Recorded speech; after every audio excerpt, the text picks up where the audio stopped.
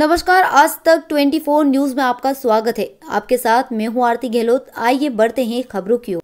CM Shivraj Singh Chauhan का बयान। मध्य प्रदेश में हमने कोरोना संक्रमण की दूसरी लहर पर नियंत्रण प्राप्त कर लिया है, लेकिन तीसरी लहर आने की आशंका जताई जा रही है। हमने तीसरी लहर के मुकाबले के लिए तैयारियां प्रारंभ कर दी हैं। अभी अभी आशंका व्यक्त की जा रही है। वहीं तीसरी लहर का ज्यादा असर बच्चों पर होगा। इस आशंका को देखते हुए एक तरफ जहां हमने स्वास्थ्य सेवाओं का सुदृढ़ीकरण का फैसला लिया है, विशेषकर बच्चों के अलग अलग स्तर पर विशेष वार्ड बनाने का फैसला लिया है, हमने यह फैसला भी किया है जिन माता पिता के बच्चों की उम्र 12 साल से कम है उनको टीकाकरण में हम प्राथमिकता देंगे। अगर किसी बच्चे को संक्रमण हुआ, उसके साथ माता या पिता का रहना बहुत आवश्यक है, इसीलिए उनका टीकाकरण हो जाएगा तो वह संक्रमण से मुक्त रहेंगे और अपने बच्चों की देखभाल करते रहेंगे। मेरे ध्यान में यह तथ्य भी आया है, मध्य प्रदेश के कई बेटे बेटियां शिक्षा प्राप्त करने के लिए विदेशों में भी जाते हैं, इसीलिए हमने यह फैसला भी किया है कि जिन बच्चों को शिक्षा प्राप्त करने के लिए विदेश जाना है उनको भी प्राथमिकता के आधार पर टीके लगाएंगे ताकि वह सुरक्षित विदेश जा सके और शिक्षा प्राप्त कर सके। मध्य प्रदेश में हमने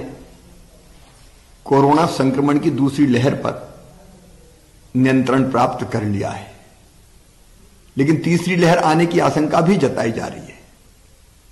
हमने तीसरी लहर के मुकाबले के लिए तैयारियां प्रारंभ कर दी है।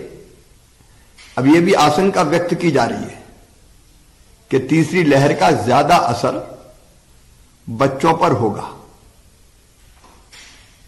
तीसरी लहर का असर बच्चों पर ज्यादा होगा, इस आशंका को देखते हुए एक तरफ जहां हमने स्वास्थ्य सेवाओं के सुदृढ़ीकरण का फैसला किया है और विशेषकर बच्चों के लिए अलग अलग स्तरों पर विशेष वार्ड बनाने का फैसला किया है, हमने ये फैसला भी किया है कि जिन माता पिता के बच्चों की उम्र 12 साल से कम है उनको टीकाकरण में हम प्राथमिकता देंगे, क्योंकि किसी बच्चे को अगर संक्रमण हुआ तो उसके साथ माता या पिता का रहना बहुत आवश्यक है और इसलिए अगर उनका वैक्सीनेशन हो जाएगा, टीकाकरण हो जाएगा, तो वो संक्रमण से मुक्त रहेंगे और अपने बच्चों की देखभाल करते रहेंगे, साथ भी रह सकेंगे। मेरे ध्यान में यह तथ्य भी आया कि मध्य प्रदेश के कई बेटे बेटियां